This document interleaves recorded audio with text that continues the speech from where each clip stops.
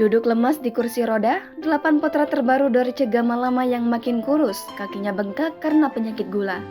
Kondisi Dorce Gamalama sedang dalam masa pemulihan dari penyakit gula yang dideritanya. Dorce masih harus menggunakan kursi roda karena belum kuat untuk berdiri lama. Berikut adalah potret terbaru Dorce yang dilansir dari YouTube Sule Channel. Tak seperti dulu, Dorce terlihat kurus dan lemah.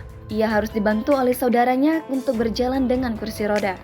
Artis kelahiran 1963 ini menderita penyakit gula yang mengharuskan dirinya menjalani perawatan di rumah sakit. Kaki Dorce mengalami pembengkakan dan hingga saat ini Dorce harus melakukan pemulihan serta rehat total dari aktivitasnya.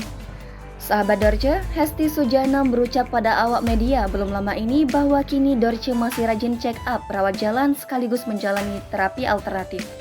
Lewat video tersebut, terlihat bahwa meski terbaring lemah, Dorce masih sempat bersenda gurau dengan Sule.